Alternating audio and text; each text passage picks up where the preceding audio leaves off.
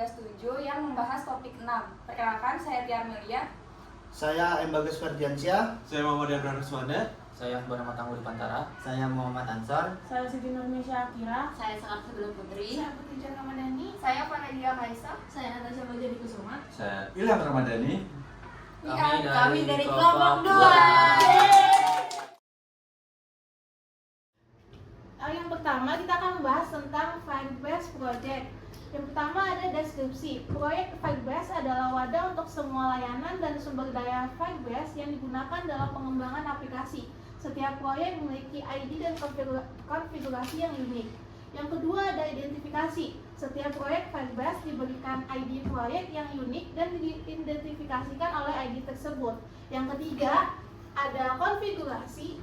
Jadi proyek Firebase ini memiliki konfigurasi yang mencakup informasi seperti IP key, out domain, project ID, storage bucket, and messaging sender ID. Selanjutnya relationship with Flutter app. Yang pertama itu ada integrasi. Saat kami membuat proyek Flutter, kami mengintegrasikannya dengan proyek Firebase dengan menambahkan file konfigurasi Google Services.json untuk Android dan menggunakan Google Service Info.place untuk iOS ke dalam proyek Flutter ini. Yang kedua itu adalah kontrol sumber daya. Proyek Firebase ini memberikan kendali terhadap sumber daya yang digunakan dalam aplikasi, termasuk database, penyimpanan, autentikasi, dan layanan lainnya. Nah, yang ketiga ini ada pemisalan. Dengan adanya proyek Firebase, kami dapat mengelola dan menganalisanya kinerja aplikasi serta mengatur kebijakan keamanan dan izin untuk sumber daya Firebase. Selanjutnya akan dibahas oleh Mesya. Selanjutnya ada Service and Resource Management. Yang pertama ada aktivasi dan konfigurasi layanan. Dalam proyek Firebase, kami dapat mengaktifkan atau menonaktifkan layanan Firebase tertentu berdasarkan kebutuhan aplikasi kami. Yang kedua ada konfigurasi layanan. Pengaturan dan konfigurasi untuk setiap layanan Firebase seperti mengatur aturan database atau mengkonfigurasi pengaturan autentikasi dapat diatur melalui konsol Firebase. Selanjutnya ada penggunaan multi-proyek. Kami dapat mengelola beberapa proyek Firebase di dalam satu akun Firebase. Ini berguna jika kami memiliki beberapa aplikasi yang berbagi atau membutuhkan sumber daya Firebase terpisah. Dan terakhir ada integrasi dengan layanan Google. Proyek Firebase terintegrasi dengan infrastruktur Google Cloud, memungkinkan akses ke berbagai layanan cloud Google di luar Firebase. Selanjutnya akan dilanjutkan oleh Sekar. Selanjutnya saya membahas Firebase Authentication. Yang pertama ada infrastrukturnya. Identifikasi pengguna itu Firebase Authentication memungkinkan pengguna membuat akun dan masuk ke aplikasi kami. Pengguna dapat menggunakan berbagai metode autentifikasi seperti email atau password, Google Sign In, Facebook Login, Twitter Sign In, dan lain-lain. Selanjutnya ada token autentikasi. Token autentikasi itu merupakan setelah berhasil masuk, setiap pengguna menerima token autentikasi yang dapat digunakan untuk mengidentifikasi dan mengautentikasi pengguna dalam permintaan API dan layanan lainnya. Selanjutnya ada metode autentikasi. Yang pertama itu email atau password. Ini pengguna dapat membuat akun menggunakan alamat email dan kata sandi. Yang kedua ada Google Sign In. Pengguna dapat masuk dengan akun Google mereka. Yang ketiga ada Facebook Login. Pengguna dapat masuk dengan akun Facebook mereka. Terus ada Twitter Sign In. Ini pengguna dapat masuk dengan akun Twitter mereka. Anonymous Sign In juga Firebase atau Authentication mendukung masuk anonim tanpa memerlukan informasi pribadi. Selanjutnya akan dibahas oleh Karadia. Nah, selanjutnya itu ada integrasi dengan Flutter. Package Firebase Authentication. Di Flutter, kami dapat mengintegrasikan Firebase Authentication dengan menambahkan dependensi Firebase Auth pada berkas passback YAML. Nah, selanjutnya itu ada Firebase Auth Plugin. Kami dapat menggunakan plugin Firebase Auth untuk berinteraksi dengan layanan Firebase Authentication di dalam aplikasi Flutter kami. Nah, selanjutnya itu ada fungsionalitas pendaftaran dan masuk. Firebase Authentication menyediakan fungsi pendaftaran dan masuk yang mudah digunakan untuk memfasilitasi autentikasi pengguna. Selanjutnya ada verifikasi email, mendukung verifikasi alamat email pengguna untuk meningkatkan keamanan. Pemilihan kata sandi. Pengguna dapat memberikan kata sandi mereka jika lupa. Selanjutnya ada logout. Firebase Authentication memungkinkan pengguna untuk logout dengan mudah. Nah, selanjutnya akan dilanjutkan oleh Tasya. Selanjutnya ada keamanan. Yang pertama, enkripsi dan perlindungan. Data autentikasi dienkripsi dan dilindungi oleh Firebase sehingga keamanan informasi pengguna terjamin. Yang kedua ada token JWT atau JSON Web Token. Token autentikasi dihasilkan dalam format JWT yang dapat diverifikasi untuk memastikan integritas dan validitas. Selanjutnya ada Firebase Storage. Pertama ada infrastruktur penyimpanan berkas. Firebase Storage menyediakan tempat penyimpanan yang aman dan scalable untuk file media aplikasi kami di cloud. Bucket Storage, file disimpan dalam bucket Firebase Storage yang dapat dikelola dan dikonfigurasi sesuai kebutuhan aplikasi kami. Selanjutnya ada integritas dengan filter. Integritas dengan filter, yang pertama ada package Firebase Storage. Di filter kami dapat mengintegrasikan Firebase Storage dengan menambahkan dependensi Firebase underscore storage pada berkas couchspace.yaml. Firebase Storage plugin, kami dapat menggunakan plugin Firebase underscore storage untuk berinteraksi dengan layanan Firebase Storage di dalam aplikasi filter kami. Selanjutnya akan dibahas oleh Tia. Selanjutnya fungsionalitas. Yang pertama itu ada upload berkas. Jadi Firebase Storage memungkinkan pengguna untuk mengunggah berkas dari aplikasi Flutter ke cloud. Yang kedua, download berkas. Pengguna dapat mengunduh berkas yang disimpan di Firebase Storage ke aplikasi Flutter. Dan yang terakhir, hapus berkas. Jadi layanan ini memungkinkan penghapusan berkas dari penyimpanan cloud Firebase. Keamanan. Yang pertama ada hak akses kontrol. Firebase Storage menyediakan kontrol akses yang kuat melalui aturan keamanan, memungkinkan kami mengontrol siapa yang dapat mengakses atau mengelola berkas tertentu. Yang kedua, autentikasi pengguna. Pengaturan akses dapat diintegrasikan dengan Firebase Authentication, memastikan hanya pengguna yang terautentikasi yang dapat mengakses atau memodifikasi berkas tertentu. Selanjutnya akan dijelaskan oleh Ilham. Baik, di sini ada integrasi dengan layanan Firebase lainnya, yaitu Firebase Authentication. Firebase Storage dapat diintegrasikan dengan Firebase Authentication untuk mengonfirmasi identitas pengguna yang mengakses atau mengelola berkas. Database atau file store atau real-time database, yaitu informasi tentang berkas dapat disimpan atau diakses di Firebase database sesuai kebutuhan aplikasi. Yang selanjutnya yaitu ada penyimpanan media aplikasi. Contohnya yaitu gambar resep.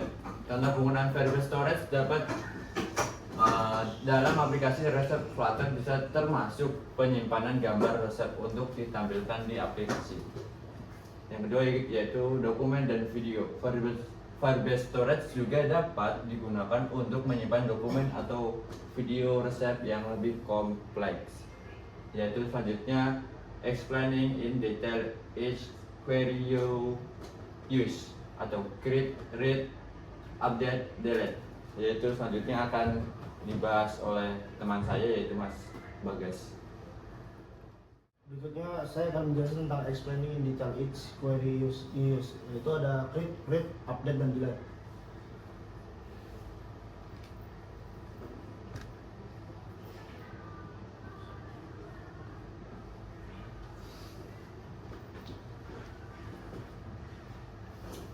Oke, pertama ini ada void create data.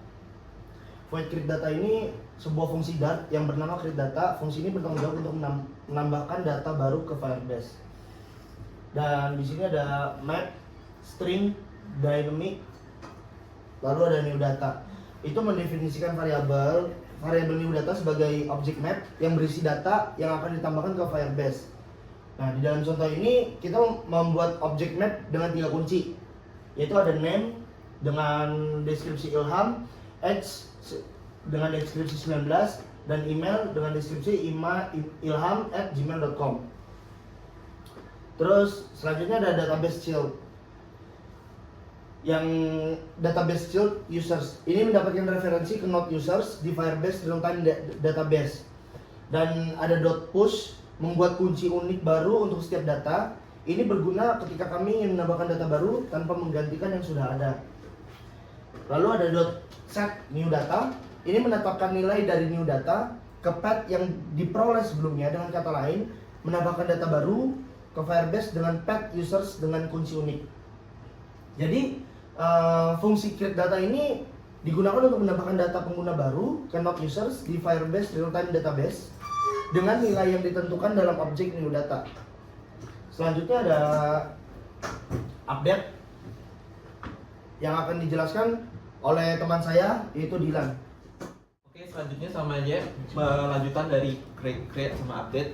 Di update ini merupakan adalah fungsi ataupun metode yang dapat memanipulasi sebuah data yang sudah kita simpan, yang sudah kita create di dalam suatu Firebase tadi. Contoh di sini ada void update data. Update data ini merupakan metodenya string user ID sama dengan user ID to update. Jadi user ID ini adalah kita mendeklarasikan dulu user ID mana yang mau kita update. Terus map string dynamic update data. Kita di sini kita ngambil metode di bagian dalam sebuah tabel itu kita mengambil kolom yang mana yang ingin kita manipulasi. Misalnya kita yang mau kita manipulasi yang H sama dengan 30. Jadi semua semua kolom yang ada kolom H ini akan ditambahkan nilai 30. Perbarui database, ini kita ngambil metodenya database.child. Child ini users ini adalah nama tabelnya. .child child itu bisa dibilang kolom dari tabel user ini adalah child itu ya user ID tadi. Updated data, ini data yang udah diupdate nih tadi. Ditutup. Lanjut ke read. Read ini sama seperti kalau misalnya kita dalam SQL itu sebuah select yang dimana ini bersifat temporary, jadi dia cuma menampilkan aja. Jadi di sini dalam codingannya bisa kita lihat void read data. Jadi database.child.user itu berarti dia hanya menampilkan,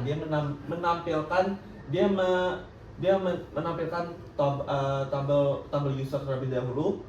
.once.then data snapshot ini dia mengambil snapshot dari value yang ingin kita tentukan. Habis itu kita print snapshot that value-nya yang udah kita deklarasiin snapshot yang value dari snapshot mana yang mau kita ambil. Untuk selanjutnya akan dijelaskan oleh saudara saya Tangguh. Nah, yang terakhir dari create ini ada delete.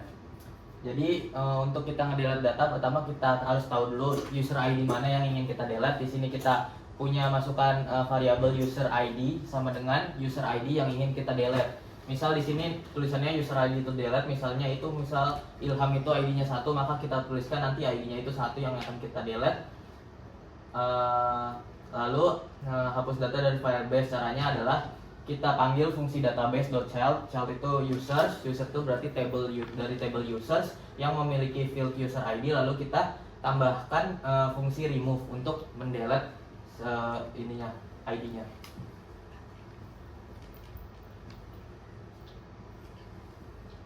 Jadi mengapa kami memilih Firebase sebagai database untuk aplikasi ini?